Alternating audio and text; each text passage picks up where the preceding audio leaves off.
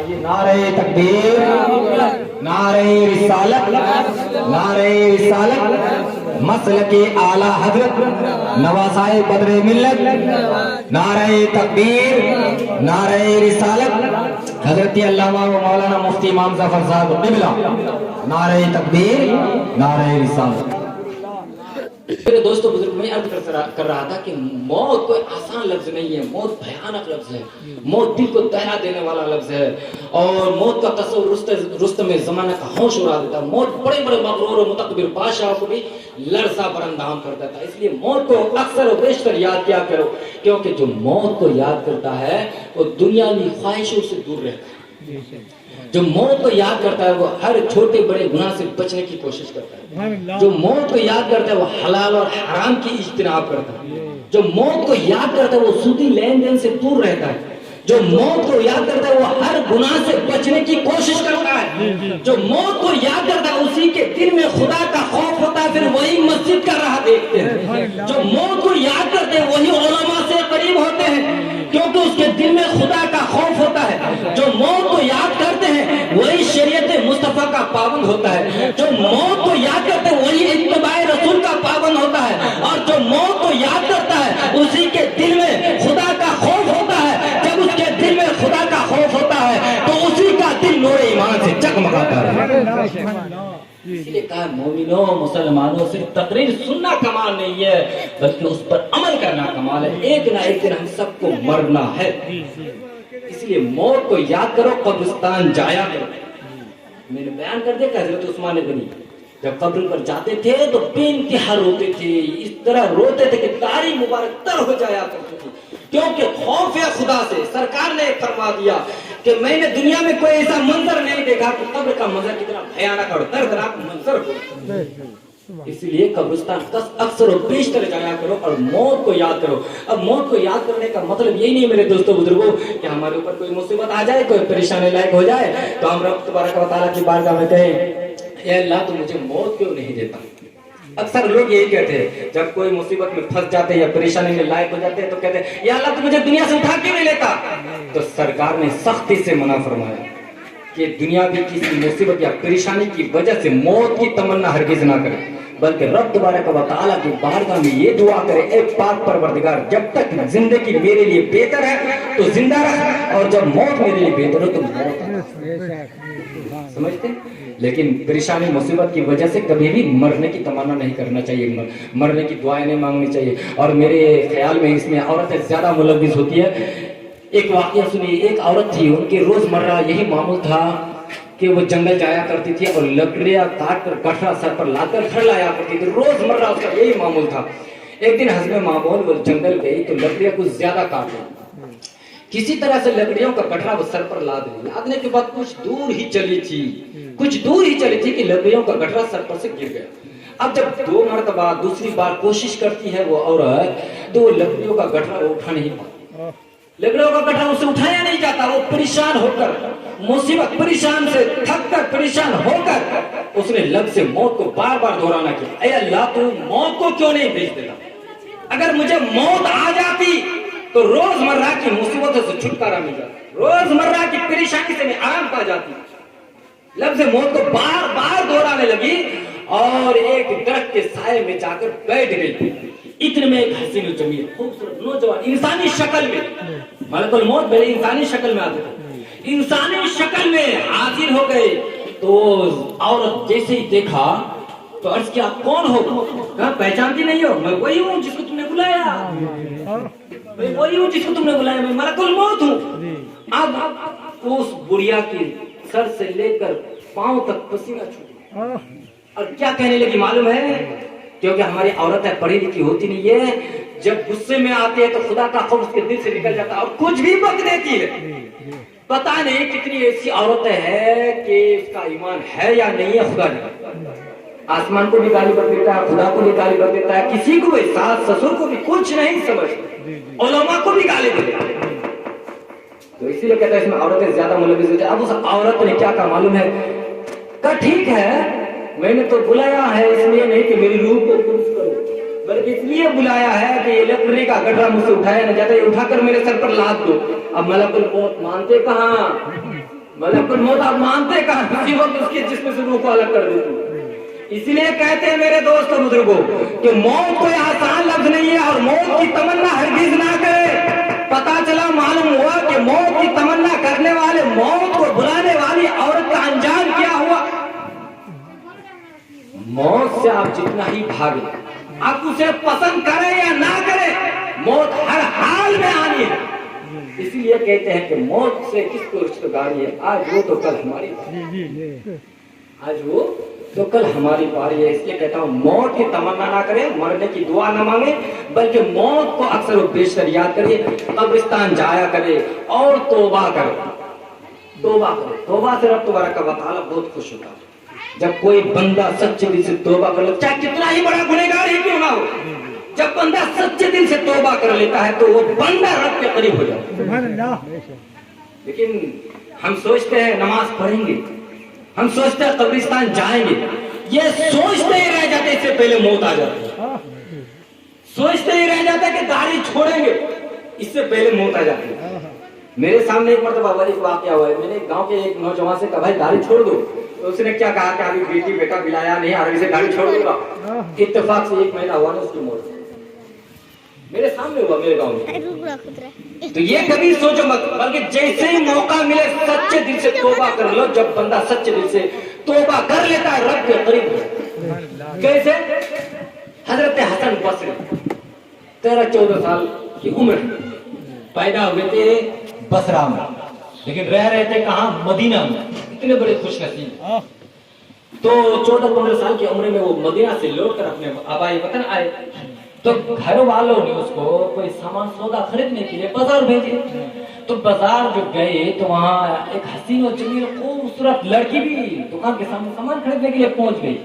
تو حضرت حسن بصری کی نگاہ ہے اس لڑکی پر پڑی تو دیکھتے ہی رہ گئے. اس لڑکی کی پر پڑی تو دیکھتے ہی رہ گئے. تو لڑکی نے کہا تم میری طرف اس طرح سے گھر گھر کر کیوں دیکھتے ہو؟ تو حسن بصری نے کہا اس لیے کہ دل چاہتا کہ تمہاری آنکھوں میں میں سما جاؤں, محبت کا غسل کر لوں.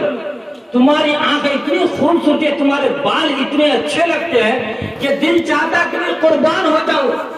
مگر واہ, قربان جاؤ اس حسینہ پر, اس لڑکی پر, کیونکہ وہ لڑکی آج کی ماؤں کی طرح نہیں جو ہماری مائیں اپنی بیٹیوں کو موبائل دکھا دکھا کر ڈانسر بناتی ہے, بلکہ وہ لڑکی جو تھی حضرت فاطمہ کی سیرت کو اپنانے والی, ماں عائشہ کی سیرت پر چلنے والی, خدیجہ الکبریٰ کی سیرت کو اپنانے والی لڑکی تھی. وہ ایسی ویسی گھر میں پلی کر بڑی نہیں ہوئی تھی, بلکہ حضرت فاطمہ کی سیرت پر چلتی تھی, نمازی تھی. اس لڑکی نے کیا کہا, اے نوجوان میری آنکھیں تمہیں اچھی لگ رہی ہے, چل ٹھیک ہے ابھی میں بتا. اب وہ چلی گئی لڑکی گھر کی طرف اور نوجوان کے دل میں لڈو پھوٹنے لگا. نوجوان نے کہا واہ, میری پہلی محبت کا تیر نشانے پر لگ گیا. کہ لڑکی نے کہا چلو میں ابھی بتاتی ہوں, میں ابھی بتاتی ہوں. اور آج کل کی لڑکیاں اگر ہوتی تو کہتی واہ میں تو کامیاب ہو گئی, پھر اپنے سر کے بال کو ہلاتی ہوئی گھر کی طرف. مگر اس لڑکی نے کیا کیا معلوم ہے میرے دوستوں بزرگوں, گھر گئی اور گھر جانے کے بعد اپنی دونوں آنکھوں کو چاقو سے, جہاں تک میری آواز پہنچ رہی ہو میری بات کو دھیان سے سننا, اپنی چاقو سے دونوں کو آنکھوں کو کاٹ کر نکال کر ایک تشت میں رکھ, دونوں آنکھوں کو نکال کر ایک تشت میں رکھ دی, اوپر سے کپڑے ڈھک دیے اور ایک ضعیفہ خاتون سے کہا کہ فلاں گاؤں میں ایک حسن نام کے لڑکے رہتے ہیں, یہ تحفہ جا کر اس کو پہنچا. اب وہ ضعیفہ خاتون ڈھونڈتے ڈھونڈتے اس گاؤں میں پہنچ گئے. سامنے ہوئے نوجوان راستے میں کھڑے تھے اور جیسے یہ تحفہ لے کر وہ عورت گئی, کہا یہ تحفہ ایک لڑکی نے. تو اس حسن نام حسن بصری کے دل میں خوشیوں سے وہ رہنے نہیں لگے بلکہ جھومنے لگے کہ وہ محبت کا پہلا تیر نشانے پر لگ گیا کہ اس لڑکی نے میرے لیے گفٹ بھیج دیا, میرے لیے گفٹ بھیج دیا ہے. اب وہ ضعیفہ خاتون تحفہ دے کر چلی گئی اور وہ نوجوان خوشیوں سے جھومنے لگا. مگر اس نوجوان نے جب اس سے پردہ ہٹایا تو کیا دیکھا کہ اس میں 2 کٹی ہوئی آنکھیں اور تازہ تازہ خون بہ رہا ہے. اس نوجوان کے پاؤں سے زمین کھسک گئی, آنکھوں سے آنسو جاری ہو گئے, پریشان ہو گئے, بے ہوش ہونے کے قریب ہو گئے. ایک پاک गई कि उस लड़की ने मेरे लिए दोनों आंखें पेश कर दी। आखिर उस लड़की की जिंदगी का हाल क्या होगा? उस लड़की की जिंदगी को कौन संभालेगा? उस लड़की की जिंदगी कैसे गुजारेगी? उसका हाल क्या होगा? अब वो हसन बसरी परेशान हो गए, रात भर नींद नहीं आती, परेशान हो गए, जमीन से पांव खिसक गए। उस लड़की के साथ कौन शादी करे? शादी तो दूर की बात, पेशाब पैखाना खाने पीने की चीज की तरफ ध्यान कौन देगा? मेरी वजह से किसी लड़की की जिंदगी बर्बाद हो गई। ये सोचते रहे, रात भर नींद नहीं आती, दिल में ख्याल आया, रात भर तौबा करते रहे, आवाज आई, अरे हसन तू तो रब से तौबा कर रहा है, मगर उस लड़की के बारे में सोच कि तुम्हारी वजह से जिसकी जिंदगी चली गई, उस लड़की के बारे में सोच, जा कम से कम उससे भी तो तौबा कर ले। हसन बसरी ने अपने कदम को घर से निकाला और उस गांव की तरफ चल पड़े। तो क्या देखा कि एक जनाजा उठा और सारे के सारे लोग रो रहे हैं। जितने लोग जनाजे लेकर के जा रहे सब रो रहे हैं। तो हसन बसरी ने सोचा जल्दी से जल्दी आए और प्रोग्राम को कामयाब बनाए, मरना सबको है। तो हजरत हसन बसरी ने सोचा कोई नेक बंदा होगा इसलिए सब रो रहे हैं, क्योंकि अक्सर और बेशतर यही देखा गया है, कोई नेक बंदा है तो पूरा घर वाला रोता है, पूरे गांव वाले रोते हैं, और वरना अगर नेक बंदा नहीं तो सिर्फ घर के आदमी रोते हैं, वो भी चंद आदमी रोते हैं। ये कोई नेक बंदा हो इसीलिए सब कोई अफसोस कर रहे हैं, क्योंकि इससे बड़े अगर कोई नेक बंदा होगा तो पूरा गांव रोएगा, इससे भी कोई बड़ा नेक आदमी होता तो पूरा शहर रोता, उससे भी बड़ा आदमी होता तो पूरा देश रोता, उससे भी कोई अल्लाह का मुकर्रब नेक बंदा अगर इस दुनिया से गुजरता तो अक्सर और बेशतर ये देखा गया कि पूरी दुनिया वाले उसके लिए रोते। तो ये कोई नेक बंदे का जनाजा होगा। आखिरकार हसन बसरी ने एक बूढ़ा से अर्ज किया, चचा जान जरा ये तो बता दीजिए कि ये जनाजा किसका है? तो उस बूढ़े ने अर्ज किया, बेटा सुनना चाहता है, ये जनाजा एक हसीन और खूबसूरत नौजवान लड़की का। कहा एक लड़की का? कहा कौन है वो लड़की? कहा उस लड़की का आलम यह है कि वो लड़की सौदा खरीदने के लिए बाजार गई थी, किसी लड़के ने, कौन है? हसन बसरी को सुना, किसी लड़के ने उसकी तरफ निगाह उठाकर देख ली और कह दिया कि तुम्हारी आंखें मुझे बहुत प्यारी है, तुमसे मुझे मोहब्बत हो गई, तुम मेरे नजर में बहुत अच्छी लगती हो। तो उस लड़की ने इस जज्बे पे आकर कि मेरी आंख की वजह से अगर कोई गुनाहों के दलदले में फंस जाए, तो गुनाह में मुलव्विस हो जाए, तो गुनाह में मुब्तला हो जाए, तो मेरा ईमान ये गवारा नहीं करती कि मैं उस आंख को रख सकूं। जज्बे में आकर ईमान की पुख्तगी की वजह से उसने अपनी दोनों आंखों को तो काट दी, मगर रात भर दर्द और तकलीफ की वजह से जब दर्द उससे सान आ गया तो उसे मौत आ गई। अब हजरत हसन बसरी की आंखों में आंसू जारी हो गए, ये सब कुछ तो मेरी ही वजह से, ये सब कुछ तो मेरे ही वजह से हुआ। हजरत हसन बसरी वहां से लौटे और सच्चे दिल से खुदावंद कुद्दुस की बारगाह में तौबा की और अर्ज किया, ऐ पाक परवरदिगार, आज के बाद हसन बसरी किसी औरत की तरफ तो दूर की बात, किसी मर्द की तरफ निगाह उठाकर भी नहीं देखेगा।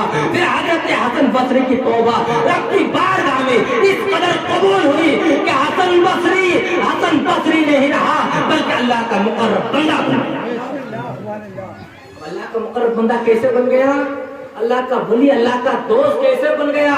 तो सुनो, एक औरत हजरत हसन बसरी के पास आई और आकर अर्ज करने लगी, हुजूर मेरी एक ही लड़की थी, हुजूर मेरी एक ही लड़की, तवज्जो से, मेरी एक ही लड़की, कैसे वो अल्लाह के वली बन गए? वो मैं साबित कर दूं, बस मेरी एक ही बेटी थी हुजूर, मैं इसको देखना चाहती, मेरी एक ही बेटी थी, वो गुजर गई है हुजूर, मैं उसे देखना चाहती हूँ, मैं उससे बहुत मोहब्बत करती हूँ। तो हजरत हसन बसरी ने क्या कहा मालूम है? नमाज पढ़ती हो? कहा नमाज पढ़ती हूँ। तो जाओ आज इशा की नमाज पढ़ना, पढ़ने के बाद सूरह अल-हक़ को मुत्तकासिर पढ़ना और दुरूद शरीफ पढ़ती भी सो जाना। दुरूद शरीफ चाहे कितनी ही मुसीबत आ जाए आप लोगों पर, कितनी ही मुसीबतों को पहाड़ टूट पड़े, दुरूद शरीफ पढ़िए, मुसीबत खत्म। درود شریف کا اکثر و بیشتر پڑھا کرے، چلتے پھرتے درود شریف، جو درود شریف پڑھتا رہتا ہے وہ اتنا ہی سرکار کے قریب ہوتا جاتا ہے۔ تو میرے دوستوں بزرگوں، اس حضرت حسن بصری نے کہا کہ جاؤ نماز پڑھنا اور درود شریف پڑھ کر سو جانا۔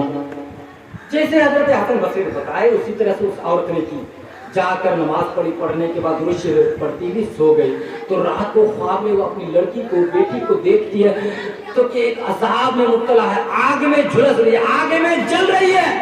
اب وہ عورت اور زیادہ پریشان ہو گئی، پھر صبح ہوتے ہی روتی ہوئی حضرت حسن بصری کے پاس پہنچی اور عرض کہ حضور آپ نے جیسے بتایا کہ ویسے نہیں کیا، لیکن حضور کیا بتاؤں، میری بیٹی بہت پریشانی میں مبتلا، عذاب میں مبتلا، آگ میں جل رہی ہے، حضور کیا کروں؟ تو حضرت حسن بصری نے کیا کہا کہ صدقہ دو، ان کے نام کا صدقہ دو۔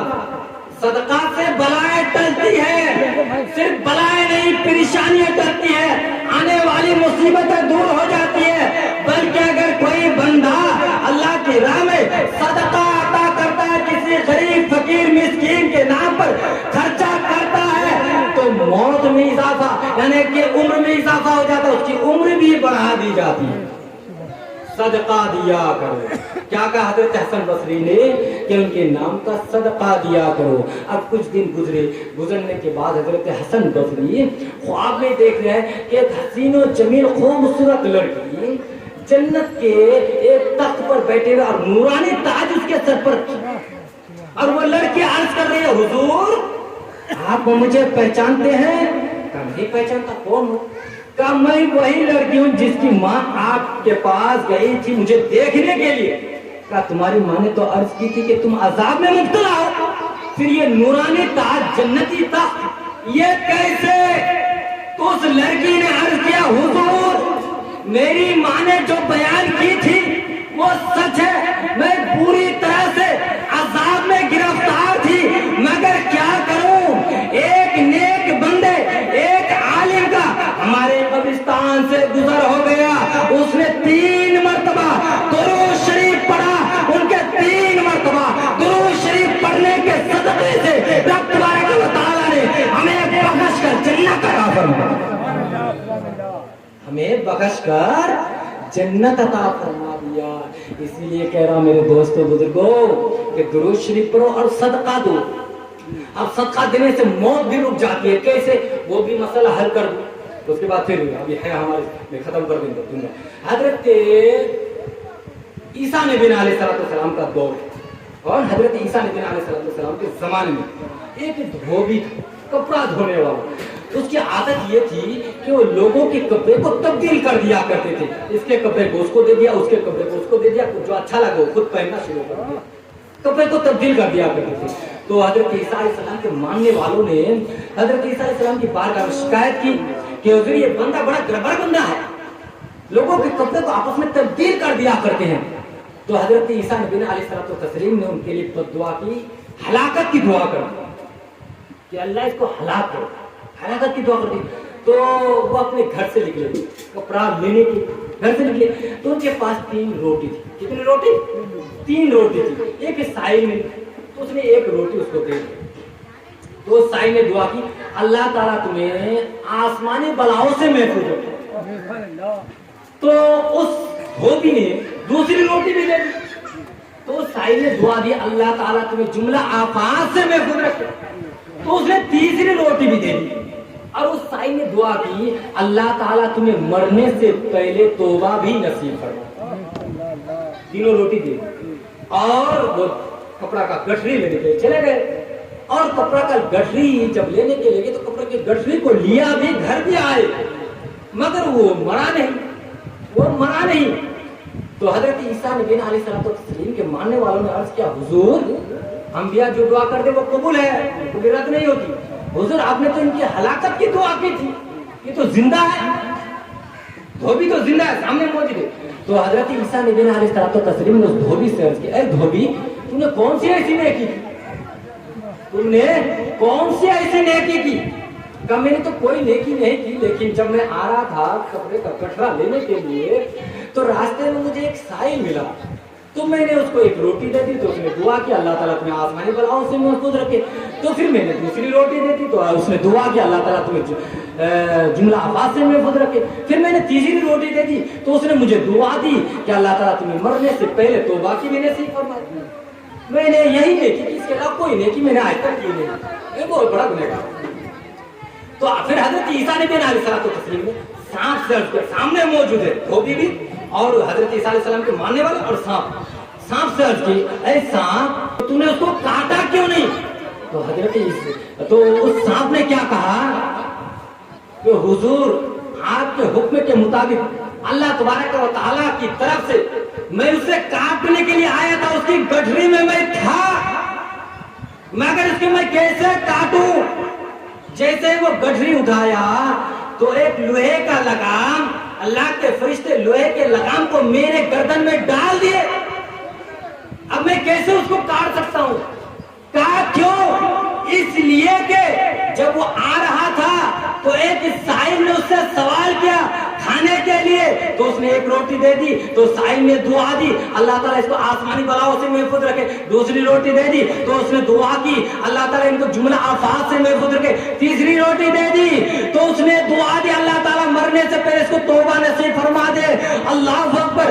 جب اس دھوبی نے یہ سنا تو فوراً حضرت عیسیٰ علیہ السلام کے قدموں میں گر گئے, کیونکہ وہ دھوبی یہ سب کچھ جان رہا تھا کہ جب میرے اس تین روٹی اور یہ چند نیکی کا یہ عالم ہے, ورنہ میں مر جاتا, قبر میں چلا جاتا, سانپ مجھے کاٹنے پہ ڈالتا. اللہ اکبر, قربان جاؤ. اس دھوبی نے فوراً حضرت عیسیٰ علیہ السلام کے قدموں کے نیچے گر گئے اور کلمہ پڑھ کر مسلمان ہو گئے اور سچے دل سے توبہ بھی کر. صدقہ دینے کا فائدہ یہ ہے